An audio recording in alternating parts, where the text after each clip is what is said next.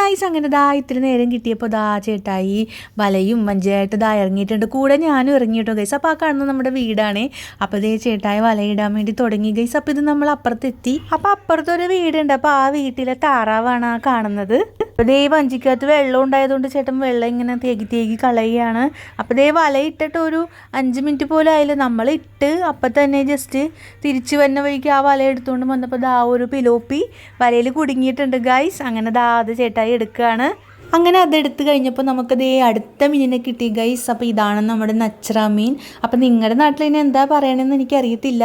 അപ്പോൾ ഞങ്ങൾ പറയുന്നത് എന്തായാലും നച്ചറ എന്നാണ്. അപ്പോൾ ചേട്ടൻ അതിന് പ്ലാൻ ചെയ്യാണ്, നമുക്ക് ഈ മീൻ കൊണ്ടുപോയി നമുക്ക് കുട്ടൂൻ്റെ അക്വാറിയത്തിൽ കൊണ്ട് ഇടാമെന്ന് പറയുകയാണ് എൻ്റെ അടുത്ത്. അങ്ങനെ വലയൊക്കെ ഇട്ട് കഴിഞ്ഞു. നമ്മൾ വീട്ടിലെത്തി തിരിച്ച്.